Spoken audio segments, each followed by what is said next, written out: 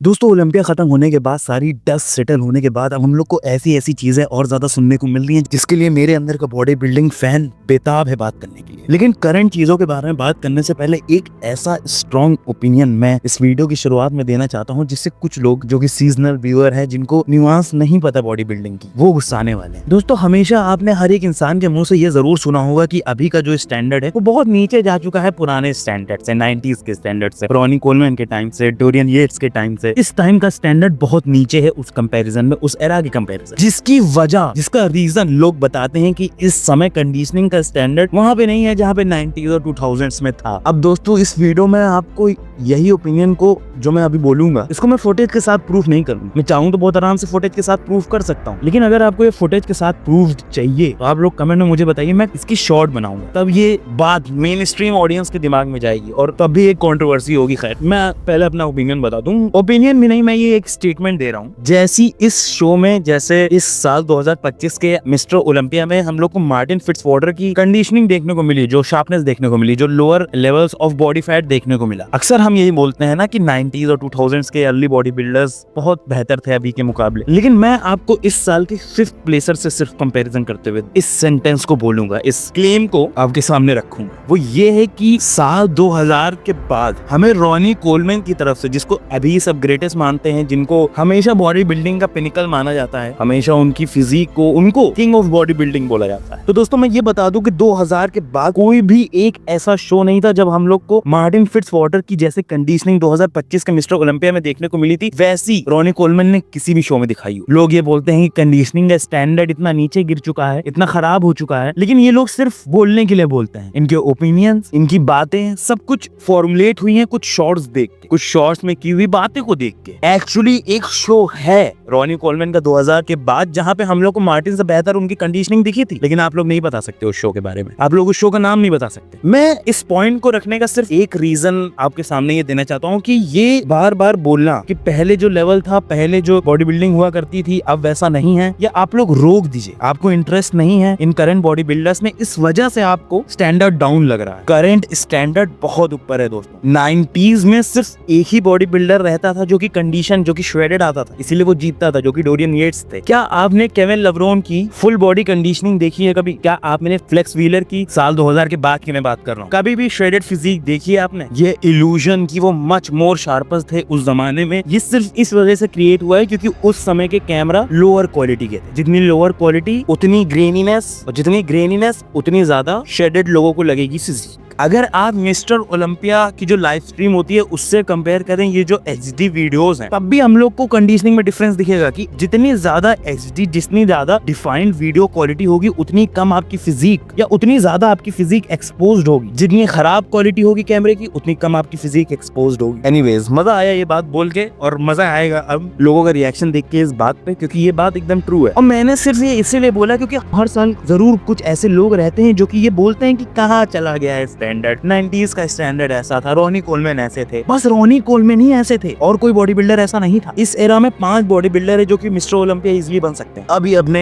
सीने पर से पत्थर उठाने के बाद मैं अब सबसे पहले तो दोस्तों निक वॉकर के बारे में बात करना चाहूंगा। निक वॉकर ने दोस्तों फाइनली हम लोग को रीजन दिया कि क्यों उनकी फिजिक ऑफ रही। क्या रीजन रहा निक वॉकर की वैसी परफॉर्मेंस ना डिलीवर करने का जैसी हमें उम्मीद थी उनसे, जैसे हम उनके पिट्सबर्ग प्रो के पैकेज को देखने के बाद आस लगाए हुए। इस पिक्चर में हम लोग को क्लियरली समझाते हुए वॉकर देखने को मिले हैं कि क्या एक्चुअली में वेंट रॉन्ग। जहां इस पिक्चर के कैप्शन वो सारे ओलंपिया ऑफिशियल्स को और ओलंपिया को बेसिकली थैंक्स बोलते हुए करते हैं, उसके बाद वाले पैराग्राफ में वो ये बोलते हैं कि अभी तक काइल की वीडियो देख ली होगी, उन्होंने समझा दिया। अब मैंने तो काइल की वीडियो नहीं देखी जो कि निक के कोच थे उनको पीक कराने के लिए, लेकिन उस वीडियो की समरी वॉकर एक सेंटेंस में देते हैं, बेसिकली बोलते हैं कि पीक वैसा नहीं किया जैसा वो लोग चाह रहे थे। जिसके बाद इस वीकेंड में अपने इमोशनल स्टेट के बारे में भी वो बात करते हैं, लेकिन उससे पहले दोस्तों हम लोग यहाँ पे इस वजह के बारे में बात करते हैं जो कि उन्होंने बताई है हम लोग को उनके खराब फिजिक की, कि बेसिकली उनका पीक वैसा नहीं गया जैसा वो चाह रहे। अब एक्चुअली मैं सच बताऊं तो मुझे वैसे ही फिजिक नजर आई वॉकर की जैसी हम लोग को अपडेट्स में देखने को मिल रही थी। अपडेट्स में जैसे हम लोग को वॉकर लग रहे थे वैसे ही ऑन स्टेज वापस से नजर आए, लेकिन हमारे दिमाग में ये पॉइंट था कि इस टाइम अपडेट्स में जैसे वॉकर लग रहे हैं मोस्ट डेफिनेटली उससे ज्यादा इंप्रूव्ड होकर वो ऑन स्टेज आएंगे। वो पीक वीक का पीरियड अभी आएगा बीच में जिसमें उनकी फिजिक कुछ अलग ही लेवल में पहुंचेगी। वो पीक वीक तो चलिए फेल हुआ ही हुआ, लेकिन मुझे नहीं लगता उससे पहले वॉकर की फिजिक ऑफ कोर्स बिग थी, of course come body fat के साथ थी, लेकिन साथ ही में हम लोग को उनकी फिजिक में, स्पेशली मिड सेक्शन में, उनकी अपडेट्स के टाइम हर बार ऐसा देखने को मिल रहा था कि वो कहीं ना कहीं वॉश आउट नजर आ रहा है। उनकी पिक्चर्स में ही हमको उनका मिड सेक्शन कुछ डेफिनेशन के साथ दिखा। लेकिन वॉकर की ओलंपिया आते हुए जब भी हम अपडेट्स वीडियोस में देख रहे थे जहाँ पे उनकी फुल बॉडी नजर आ रही थी, हम लोग को सिर्फ आर्म्स नहीं नजर आ रहे थे या बैक नहीं नजर आ रही थी, तब हम लोग को हर बार उनका mid section actually washed out ही लग रहा था। जहाँ इस ऑब्जर्वेशन के बाद मुझे तो डेफिनेटली ये लग रहा है कि एक्चुअली दोस्तों walker is not very coachable. एक एथलीट को कोचेबल भी होना पड़ता है प्रॉपरली कोच होने के लिए। अगर आप कोची की बात नहीं सुनेंगे, अगर आप कोची की बात नहीं मानेंगे, तो कोच आपको परफेक्ट कैसे ला पाएगा। अब बिल्कुल भी मैं यहाँ पे ये नहीं बोल रहा हूँ कि निक काइल की बात नहीं सुन रहे थे, लेकिन दोस्तों निक के एटीट्यूड में कहीं ना कहीं हम लोग को ये चीज नजर आती है कि ही don't care, he do not care about a lot of things. एक तरफ हम हादी चुपन को देखते हैं दोस्तों, जो कि एक्सट्रीम लेवल की ह्यूमिलिटी दिखाते हैं। वॉकर की इमोशनल स्टेट के बारे में बात करने से पहले मैंने हादी की बात कर ली, तो चलिए हम लोग ये भी चीज देख लेते हैं, ये भी क्लिप देख लेते हैं जहाँ पे हम लोग को हादी की ह्यूमिलिटी देखने को मिली। यहाँ पे बहरूस के उस लेवल के पैकेज को ना प्रेजेंट करने के बाद जहाँ पे वो टॉप 6 प्लेस होते, हम लोग को कई कामिंग वर्ड्स बोलते हुए सुनने को मिल रहे हैं हादी चुपन। वो ये बोलते हैं कि 8 बिलियन लोगों में तुम टॉप 10 हो, तो इसमें अपना मुंह झुकाने की जरूरत नहीं है। कमाल की बात बोली यहाँ पे हादी ने। लेकिन इसी के साथ साथ ये एविडेंट है दोस्तों कि बहरूस की फिजिक वैसे पीक नहीं हुई जैसी वो हर साल हम लोग को दुबई प्रो में करते हुए दिखा रहे हैं। कॉन्स्टेंटली जैसी उनकी परफॉर्मेंस हम लोग को दुबई में देखने को मिल रही थी, वैसी ओलंपिया में नहीं नजर आई। फिर से हम लोग वॉकर पे हैं, तो दोस्तों यहाँ पे वॉकर की इमोशनल स्टेट के बारे में बात करते हैं। ऑफ कोर्स मैंने अपनी पिछली वीडियो में दोस्तों वॉकर के बारे में बोला कि वो एक्सट्रीमली डिसइंटरेस्टेड नजर आ रहे थे हम लोग को प्री जजिंग के टाइम। पर्सनली मेरे लिए वहीं से वॉकर में डिसइंटरेस्ट जागना शुरू हो गया था, जिसका रीजन भी मैंने आपको बताया पिछली वीडियो में कि कुछ भी हो, कितना भी बुरा समय चले, लेकिन आपको दिखाना ये है कि आप बेस्ट हैं। कम से कम शक्ल पे तो लूजर एक्सप्रेशन ना दीजिए आप, ये मैंने बोला था। अब यहाँ पे इमोशनल स्टेट डेफिनेटली उनकी सही नहीं थी निक वॉकर की। यहाँ पे दोस्तों उसके लिए ये बोलते हैं कि इस वीकेंड के बाद उन्होंने सारे इमोशंस को महसूस किया, निराशा, गुस्सा,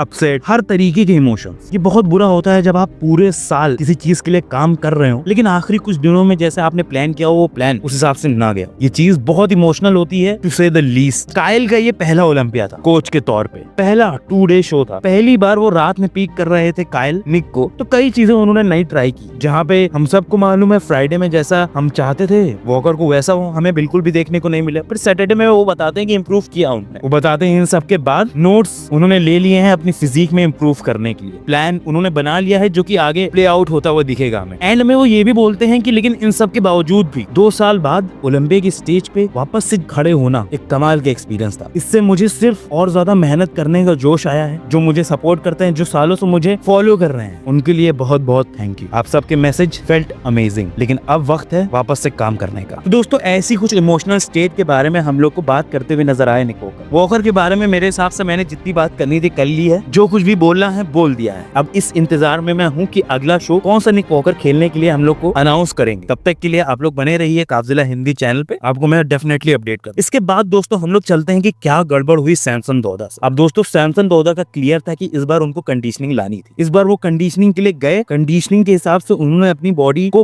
पुश किया, जितना हो सकता था उनसे उतना उन्होंने शट डाउन किया, लेकिन उसके बाद वापस से वो कार्ब अप नहीं कर पाए। उसके बाद वापस से वो अपने फ्यूल्स कार्ब लोडिंग के टाइम अपने मसल्स में नहीं प्रोवाइड कर पाए। जहां लास्ट ईयर के कंपैरिजन में हम लोग की ये सामने डिफरेंस नजर आ रही है कि कितना बड़ा उन्होंने इस साल मार्क अपना मिस किया। उनकी फिजिक से वो पॉप जिसकी वजह से वो जीते थे लास्ट ईयर, उनकी फिजिक से वो वॉल्यूम गायब थी। तो यहाँ पे जो दोस्तों कैप्शन डाला है, कैप्शन में समझाते हुए हम लोग को देखने को मिले हैं सैमसन दौदा के एक्चुअली व्हाट वेंट डाउन। तो मैं आप लोग को जल्दी कैप्शन पहले इनका बता देता हूँ। इन्होंने यहाँ पे बोला क्या है एक्चुअली, अक्सर आप हर चीज सही भी करते हैं तब भी आपके लिए सब कुछ सही नहीं जाता। वो इस साल 4th आए ओलंपिया में, वो झूठ नहीं बोलेंगे, उनको बुरा लगा। उन्होंने सुना था, उन्होंने जजेस का फीडबैक लिया था और वैसे ही कुछ लाने का इस बार कोशिश किया था जिससे हम उनकी उम्मीद कर रहे थे, लेकिन एंड में वो बेस्ट पैकेज प्रेजेंट नहीं कर पाए, जहां उनके पास कंडीशनिंग भी हो और फुलनेस हार्डनेस भी हो। वो कहते हैं परफेक्शन चेस करने के लिए उन्होंने बहुत भारी भरकम प्राइस पे किया। अभी भी वो अपना सिर, अभी वो अपना कंधा उठाए हुए हैं। जहाँ उसके बाद 2 पैराग्राफ तो बकवास हैं, एंड में वो लिखते हैं ये खत्म नहीं हुआ है, ये एक चैप्टर था, अभी भी आग उनके अंदर उससे भी ज्यादा जोर से जलने लगी हो जैसे पहले थी। जब एंड में वो थैंक यू बोलते हैं सबके सपोर्ट के लिए। अब दोस्तों यहाँ पे अगेन